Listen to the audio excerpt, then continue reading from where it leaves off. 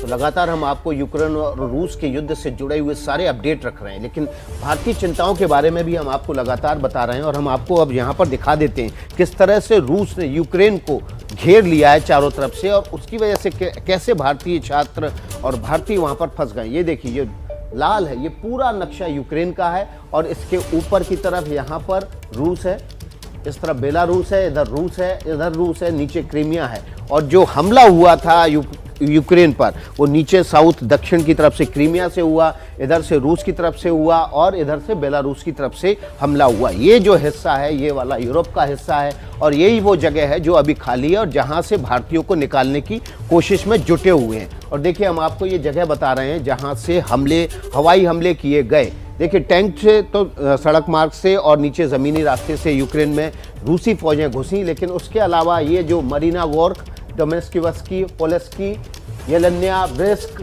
क्यूबिका और मेलेरोवो, बोल्गाग्रोद, मोरोजोवस्का और ये जो येयस्क, क्रिमिस्क, ये वो जगह हैं जहां से हवाई हमले किए गए। इसके अलावा मीर सुल्तान एली, और यहाँ से भी हवाई हमले किए गए। यहाँ पर आपको ओडेसा है जो कि एक पोर्ट है यूक्रेन का, उस पर नेवल अटैक किया गया, वो यहाँ से किया गया और सीधे उसको भी बंद कर दिया गया। तो यूक्रेन को चारों तरफ से घेर लिया गया, और इसी वजह से भारतीय छात्र यहाँ पर फंसे हुए हैं, उनको निकालने की कोशिश की जा रही है। कल जब प्रधानमंत्री मोदी और राष्ट्रपति व्लादिमीर पुतिन की बातचीत हुई तो उसमें रूसी प्रशासन ने इस मामले में भारत का सहयोग करने की बात कही। भारत की तरफ से साफ बताया गया कि हम उनको जो 3 तरफ से युद्ध क्षेत्र है उसके बजाय हंगरी के रास्ते हम यहाँ से निकालना चाहते हैं, उसमें आप मदद करें। और यहाँ कीव है, जो कीव की राजधानी तक रूसी सेना पहुंच चुकी है। अब हालात अगले कुछ घंटों के भीतर स्पष्ट होंगे कि रूस किस तरह से यहाँ पर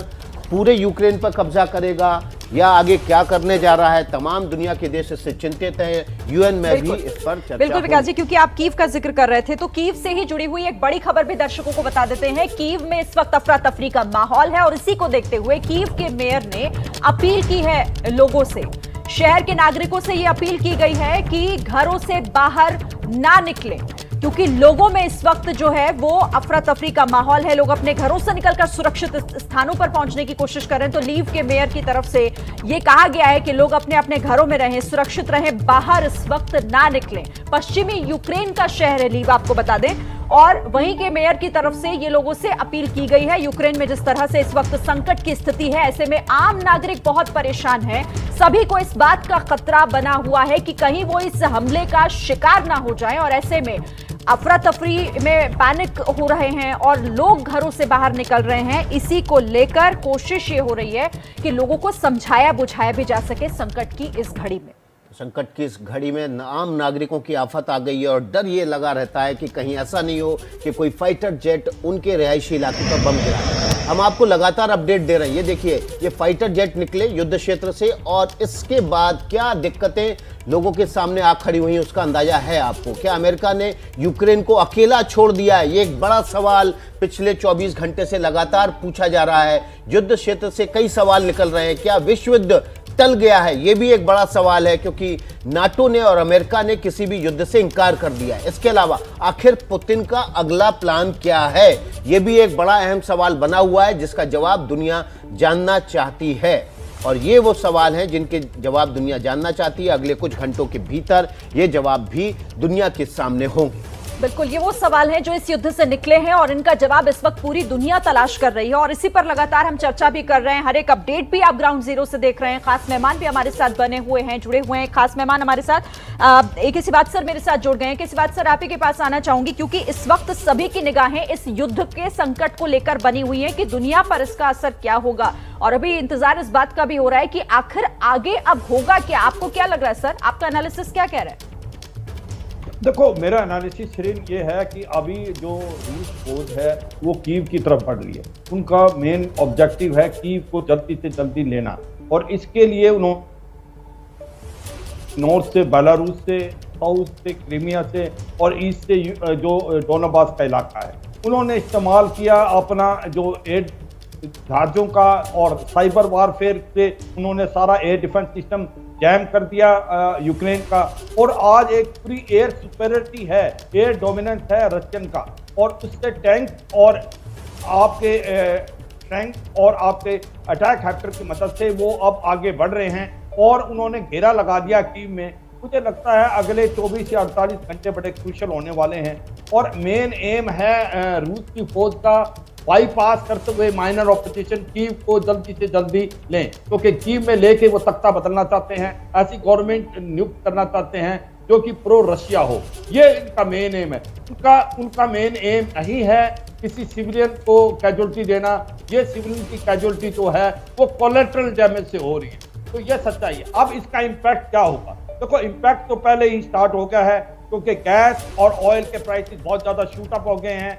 उसके बाद क्या होगा कि अभी जो जीडीपी पूरी वर्ल्ड का कम से कम 1 से 2% श्रिंक करेगा, जिस प्रकार से यहाँ पर हानि पहुंचेगी चारों तरफ। मुझे लगता है इस सारे गेम के अंदर जो यूक्रेन है वो बलि का बकरा बन गया है, क्योंकि जिस प्रकार से उन्होंने नेटो कंट्री ने उसको भरोसा दिलाया वो करता रहा जो नहीं करना चाहिए था, और रूस के साथ अकेला पड़ गया है, क्योंकि बूट्स ऑन ग्राउंड तो नेटो भेज नहीं रहा। जो मिलिट्री हार्डवेयर है उसका कोई खास फायदा हो, रूस और जो यूक्रेन है उसके अंदर कोई कंपैरिजन नहीं है। रूस की जो फौज है कम से कम 60 गुना ज्यादा स्ट्रॉन्ग है इनसे, तो मुकाबला कितनी देर कर सकेंगे? नहीं। तो जब बूट्स ऑन द ग्राउंड नहीं है तो एक प्रकार से मुझे लगता है कि जो नेटो है फोर्सेज उसने एक प्रकार से इसको छोड़ दिया है। और ऐसे में जो यूक्रेन को सोचना चाहिए था, उसके जो प्रेसिडेंट जेलेंस्की है वो बार बार कह रहे थे कि नेटो का हिस्सा बनेंगे, उससे ये एग्रीवेट हुई सिचुएशन। रूस कभी भी यूक्रेन को नेटो का हिस्सा नहीं बनने देगा, क्योंकि वो नहीं चाहता कि नेटो की फोर्सेज रूस के नजदीक आए। यही एक मेन रीजन था, और नेटो उसको झूठा विश्वास दिलाता रहा, अंत में उसको छोड़ दिया। आज जो यूक्रेन है वो बलि का बकरा बन गया, और मुझे लगता है अगले 24 और 48 घंटे के अंदर कीव जो है वो फॉल कर जाएगा, गवर्नमेंट का तख्ता बदल दिया जाएगा, प्रो रशियन गवर्नमेंट आ जाएगी। तो ये होने वाला है आने वाले समय में। श्री बिल्कुल, मेजर जनरल सिवाच हमारे साथ बने हुए थे और वो बता रहे थे किस तरह से यूक्रेन बलि का बकरा बन गया है और खुद को वाकई में वो ठगा सा महसूस कर रहा होगा।